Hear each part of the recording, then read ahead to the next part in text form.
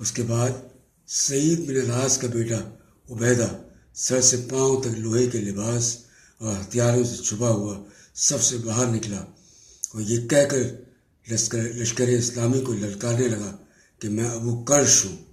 اس کی یہ مغرورانہ للکار سن کر حضور اکرم صلی اللہ علیہ وسلم کے پھوپھیداد بھائی حضرت زبیر بن عوام رضی اللہ عنہ جوش میں بھرے ہوئے اپنی بھرچی لے کر مقابلے کے لیے نکلے، مگر یہ دیکھا کہ اس کی دونوں آنکھوں کے سوا اس کے بدن کا کوئی حصہ بھی ایسا نہیں جو لوہے سے چھپا ہوا نہ ہو۔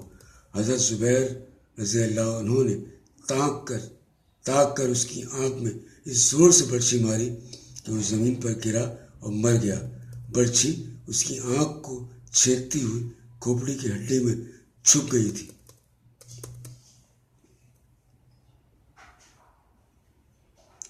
حضور اقدس صلی اللہ علیہ وسلم نے حضرت زبیر رضی اللہ عنہ سے یہ برچھی طلب فرمائی اور اس کو ہمیشہ اپنے پاس رکھا۔ پھر حضور صلی اللہ علیہ وسلم کے بعد چاروں خلفائے راشدین کے پاس منتقل ہوتی رہی، پھر حضرت زبیر کے فرزند حضرت عبداللہ بن زبیر رضی اللہ عنہ کے پاس آئی۔